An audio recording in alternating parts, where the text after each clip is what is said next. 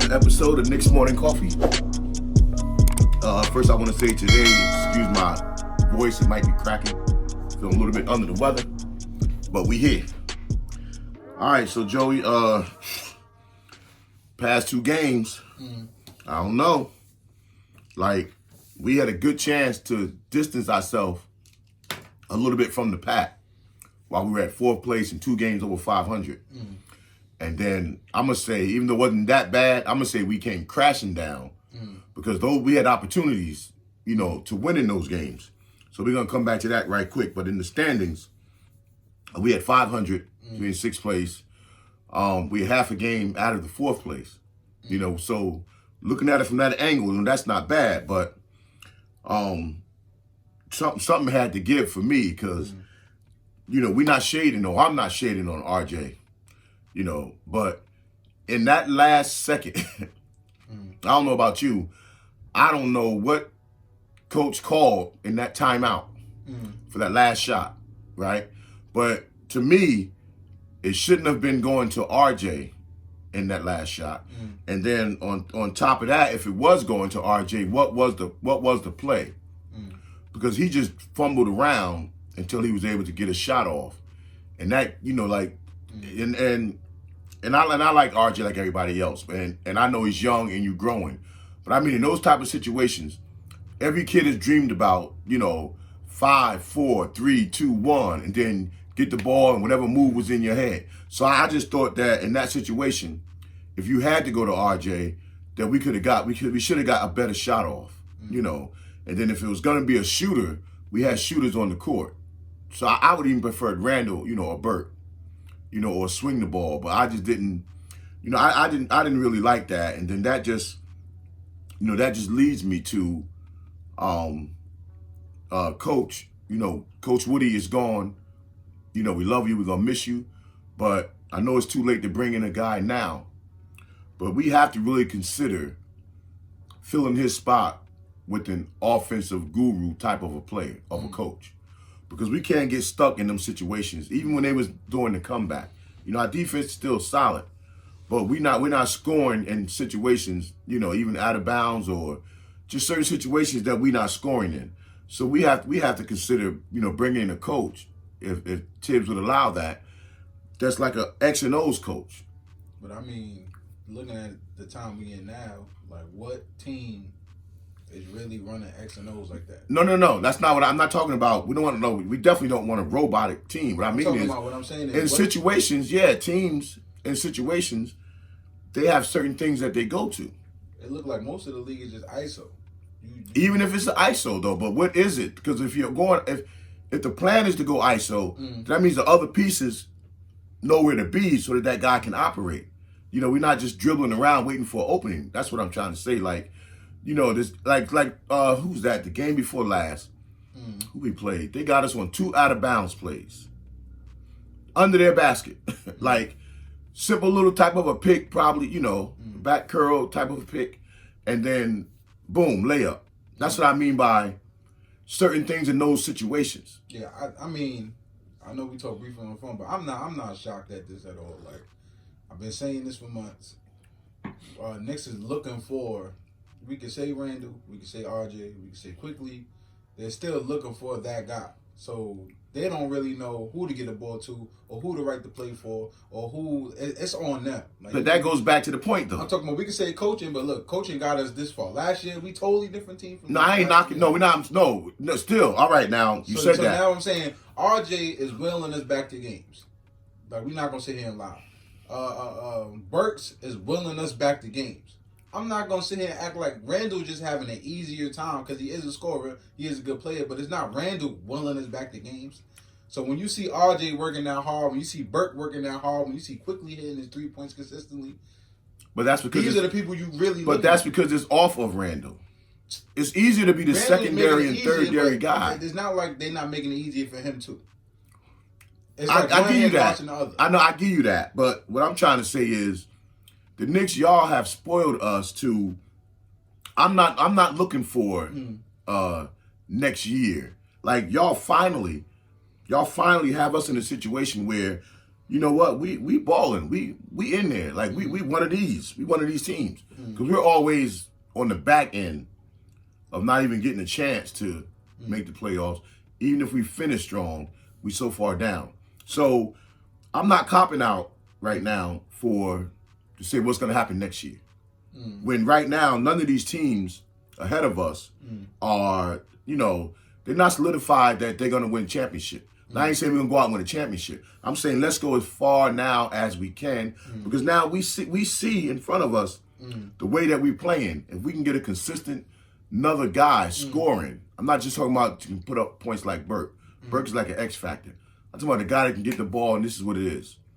We could be pretty much even with a lot of the pack. Because with all these players missing all this time on these other top teams, including the Nets, as great as the Nets offensively look, they still gonna have to gel with KD and all them coming back. And if you're lucky, and it takes a little bit of luck, you can sneak in there and you can catch somebody the same way back when Dallas beat Miami when they first got the big three. You just catch them. You catch them trying to figure it out because nobody wants to really step on anybody's toes, and you tiptoeing around, and then you're not cohesive. And that's how Dallas was able to come in there and take that. I mean, Dirk was a great player, but that shouldn't have been enough, to beat the big three, in Miami. So this is what I'm saying now is that next year could be next year. We need to try to get something in here now to help solidify us going deep in the playoffs. But that's not even a knock on RJ. Yeah, no. I feel like it's a team effort. It's just, when you're talking to everybody, you're online, our expectations is really high. So my expectation I just wanted them to play hard. Really, this year, I didn't even think we was going to look this good. So they already went over my expectations. I didn't think RJ was going to look hungry like that. Like, when he's on the court, he's so frustrated. He want to win. So, and we know his jump shot ain't been the greatest all year long. It's like almost like a streaky shooter. He like J.R. Smith right now. Either he hitting or he missing. Listen, if he could be J.R. Smith shooting, that'd be enough to get us over the hump. What I'm saying is, like, with J.R. Smith, like, either he's hitting or he missing. Like, it's no... He hit something, then he missed. He's not 50% from the line. He probably like 20.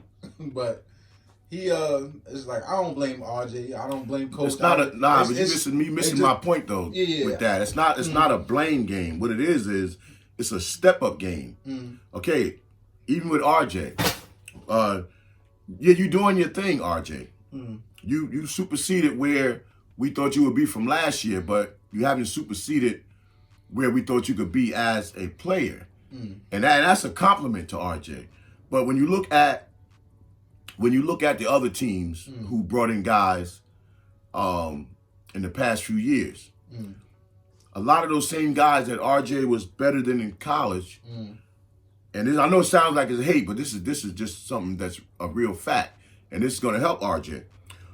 We're waiting for RJ to get to 50% of his potential, right? Because he's not even at 50% of his potential. Now you combine that with let's take the John Morants and the Trey Youngs and the Zion and who Tatum. Those guys are at 50 going forward in their potential. Like they've already shown what they are in this league. See, my question, and they just could get better. Didn't it take Tatum a little minute? No, Tatum came out balling. Tatum came out of the gate balling.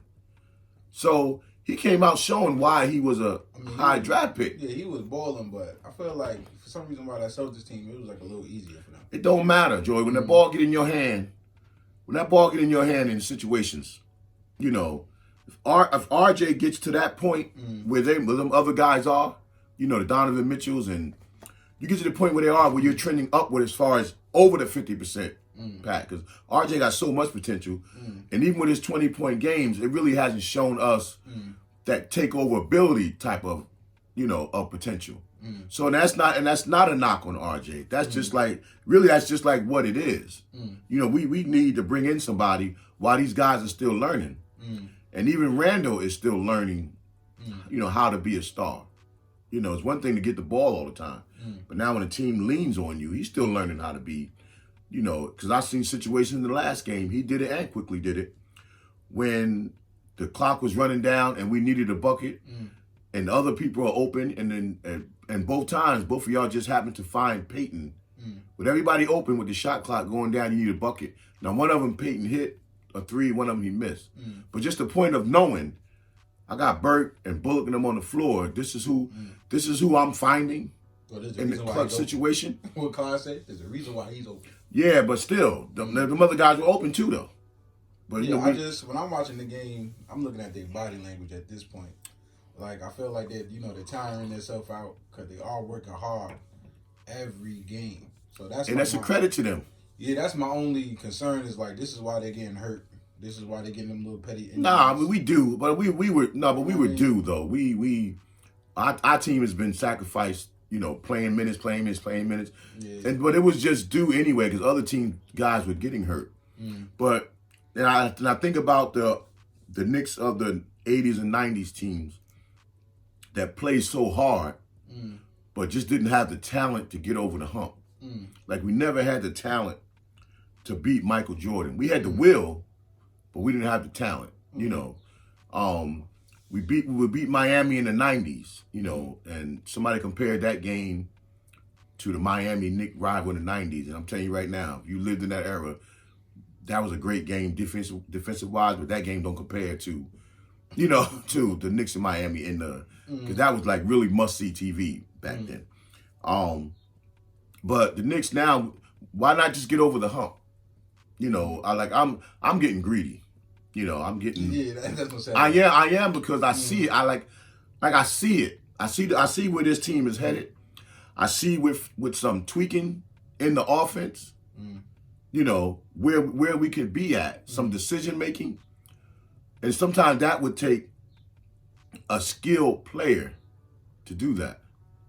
So this is what's going to lead to now. The topic today is going to be, we know Mitchell Robinson is out for the season, right? And we know the Knicks got their eye on some people. They got 2 spots left. So do you go shot blocking? Because you got to get a center. So do you go shot blocking center to kind of protect the rim and keep what you already been building? Or do you go with maybe an offensive type of a center who can add to what you're already doing? And you really need both. Now, is one guy both of them? You know, like. I mean, see, I should have been in the Knicks office.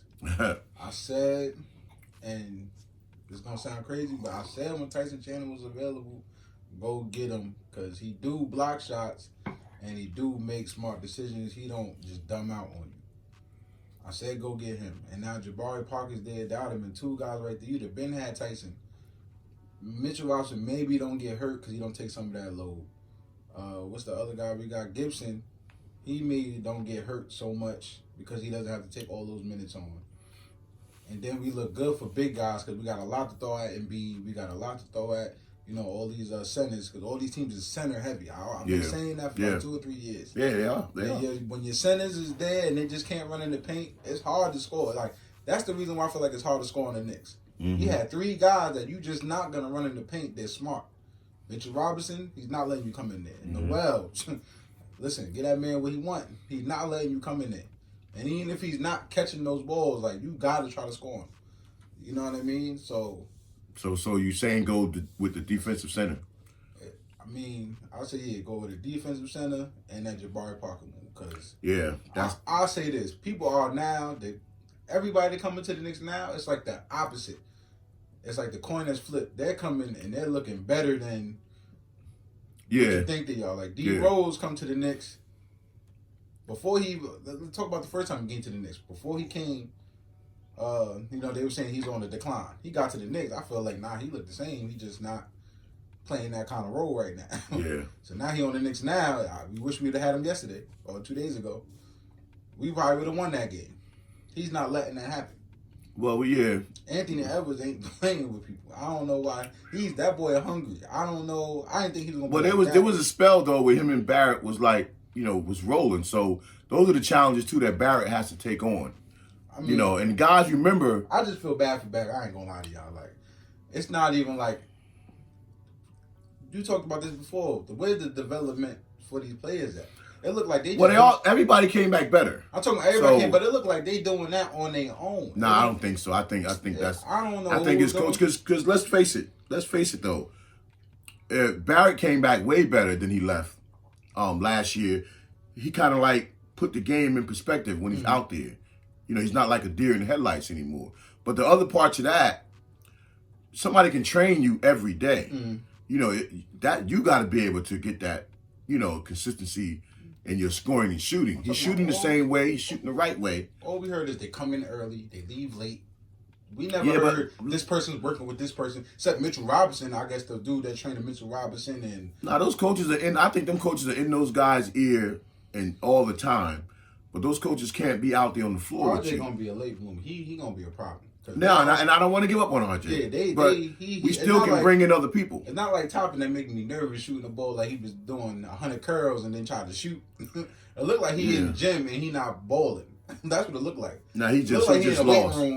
I think it's with Toppin. I think it's just up to us to put him in the positions. Like right now, his mind is lost because he's used to coming down knowing that he's getting the ball where he's going to get it, and he's floating around the perimeter.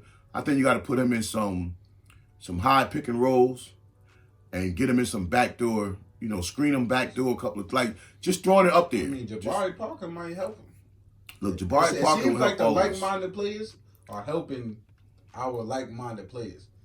Like, other than RJ, like, you know, D Rose come in quickly is like on a whole nother level now. Mm-hmm. You know what I mean? Yeah. Noel come in, Mitchell Robinson is playing better now.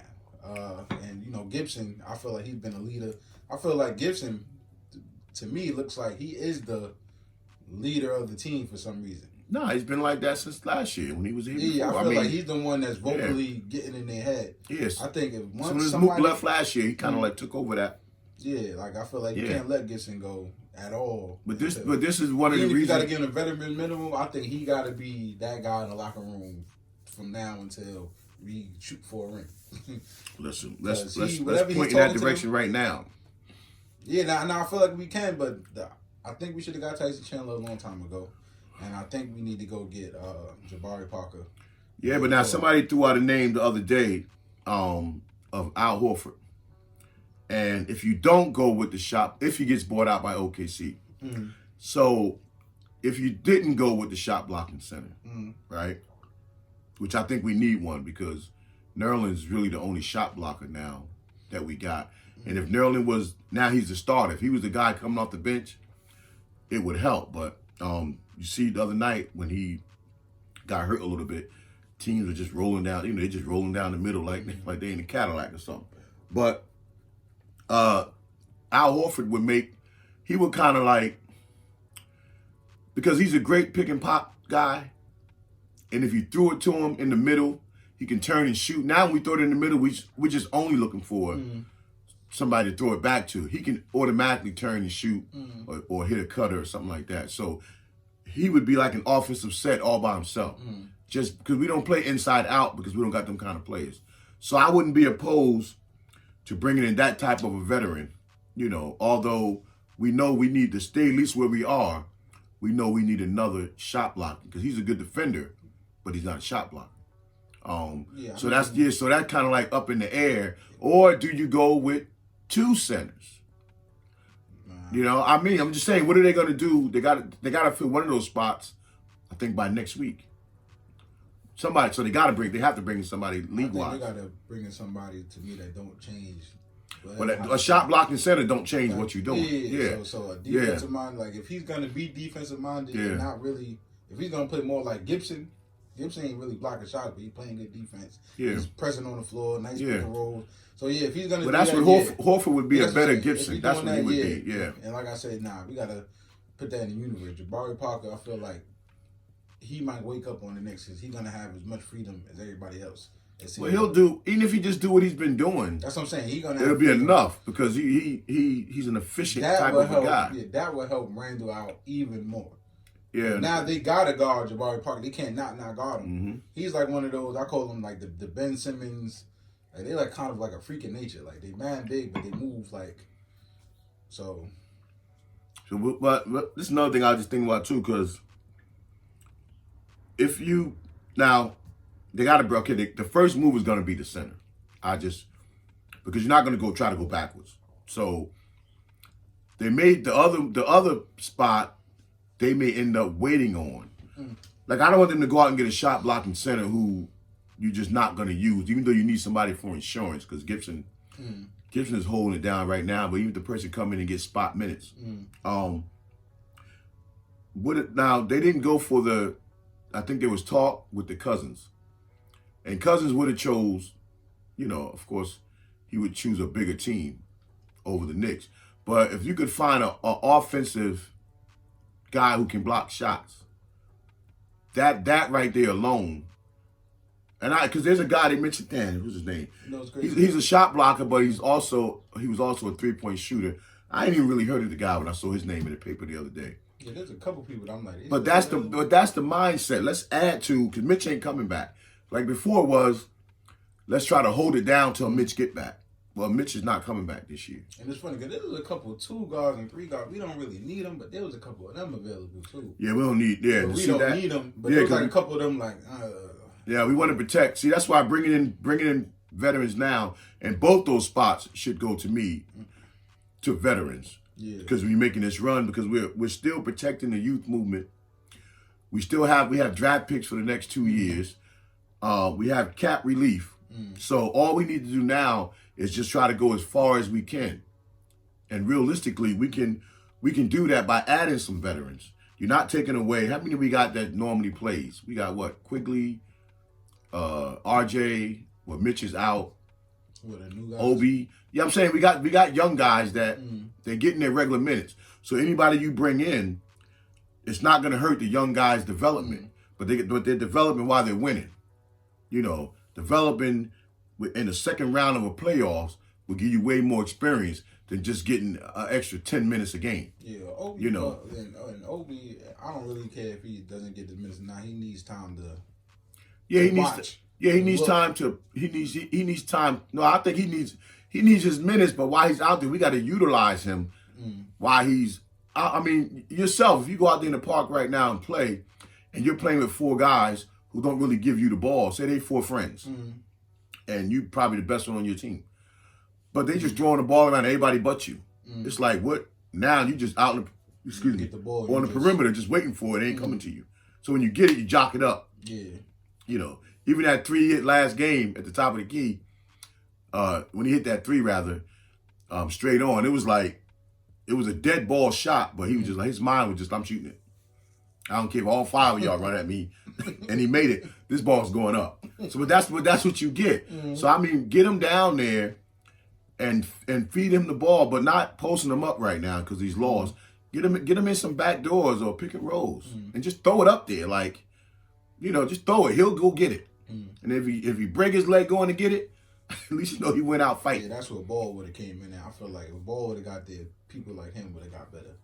But well, yeah, but all those guys that, because somebody had said earlier in the week that we passed up. We didn't pass up on anybody because we wasn't about to make no major trade. Let's be realistic. And I respect everybody's opinion, but we're not going to try to disrupt what we got. So bringing in a Ball, which I wouldn't mind having. Anybody that was there, you can get this summer because nobody signed past whatever contract they had for that, for this year. So you can go out this summer and Leon and them guys, and they can, Scott Perry, and they can will and deal and do what they got to do to bring in something. But right now we have a foundation that we can follow. We have a path and get as far as we can get. But get somebody in here now that can help that process. Because I got a feeling teams are not going to want to play the Knicks. Now, if we stumble into the playoffs, they're not going to care. Yeah, they don't want to play the Knicks now. You can tell they don't want to play the Knicks now because they playing just as hard. Well, and then too, everybody trying to secure their spot. So when they play the Knicks, they're like, oh, man.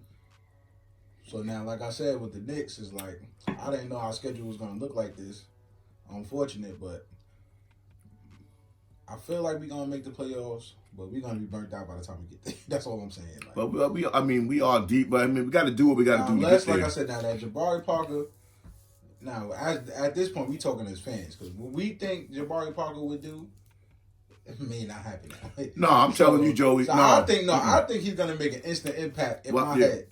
Listen, but, I know what he would do with this type of team because, and remember, I've been saying this for how long now, that I would like to have Jabari on this team. I'm not saying he's the GOAT. What I'm saying is that he possesses a skill that nobody on our team have, not even Randle. You know what I'm saying? Even when Randle came down and was bringing us back into the game the other night with them two jumpers, he ran to the corner with the fadeaway and he's left-handed, so to us it looks awkward, but to him, he's lefty, he knows he can get that shot. But you're holding your breath, sometimes. Even with RJ, we know RJ's playing, very, very well. But still, when he shoots, sometimes you're holding your breath. It's like you don't know when they get the ball. Quickly, you kind of know, okay, when he get it, something good's going to happen. Even if something good don't happen. You kind of know that, though. But we don't have that type of player that can just, get the ball and just, wheel and deal and get a bucket or do something like that at the last minute. So if the ball is just swinging around in traffic, we don't have that guy. So he brings a skill set that nobody on our team have, and that's something that another team would have to try to worry about. See, we're a swing team, something like that. We fast break for the first time the other night, 3 times in a row. We're the last place team in fast breaks. So we don't have players like that. And Jabari is not a GOAT type of a player. I mean, he was projected to be that. But he just has that skill set, y'all, that if we get a guy like that we could just dump the ball into and could make things happen for everybody else, that would be excellent for us, And I'm banking, I'm just praying that we could bring in a guy even if you don't play until you need him. Just knowing that somebody like that is there, he will rub off on some of the other players because he plays basketball, All right, so we got to discuss this. I don't know if I even finished my point from before.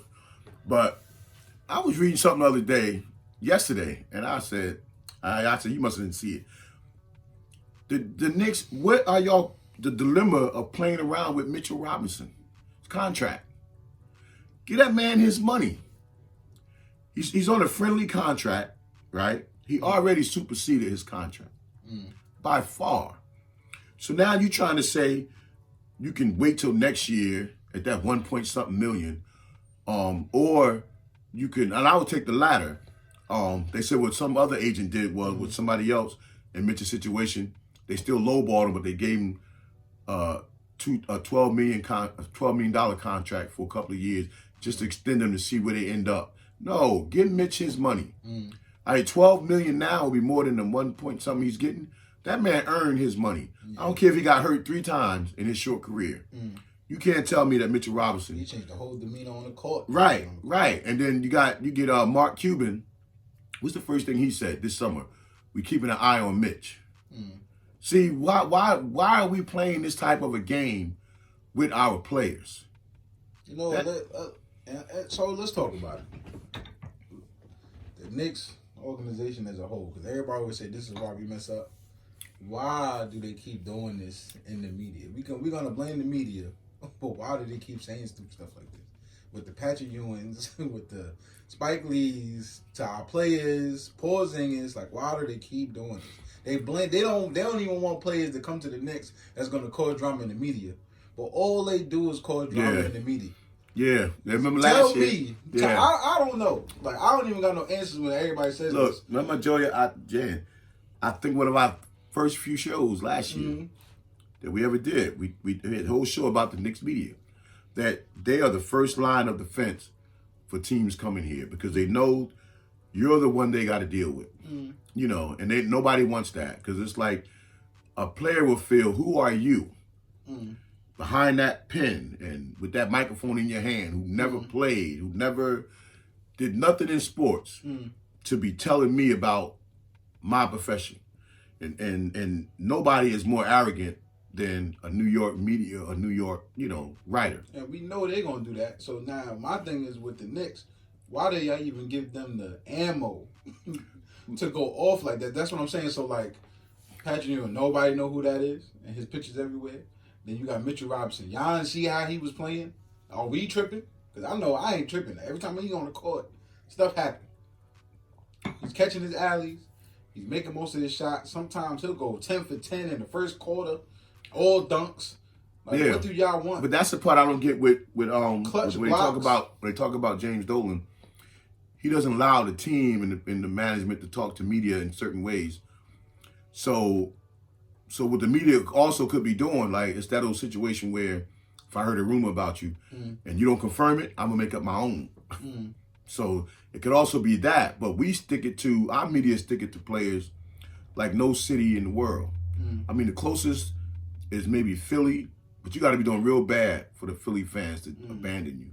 So yeah, our media, I think they stop a lot of guys from coming here, and it's probably don't have all that much to do with basketball, because guys, athletes live a certain other kind of life outside of playing, and they don't need nobody scrutinizing them. $1 million? That's all he's getting? Yeah, he get like 1.8, 1.9, and they was all bragging about it. Remember before when they got him under that contract? But yeah, so when you first get him for 1.8, he ain't been to college. He been hurt before you get there. But then when you see what he can do, then as a Knick, he proud to be there. Like, what is good with the Knicks? Like, stop sending home players or doing players that are proud to be there. Yeah, because even if Randle, this guy, Mitch is on his 6th agent, I think, already. Remember, he fired Rich Paul last year. 6th agent in this short period of time. That's kind of crazy. But even still with that, with the Knicks, why are y'all trying to take advantage of him? Give that man some money. Let that man take care of his family. You know what I'm saying? Like Mitch he's not just giving you effort, out there on the court. I don't care if I would like to see him get the ball, face the basket, and get those moves down, but y'all not giving him an opportunity to do that. But even with guys that made big money doing just what he do.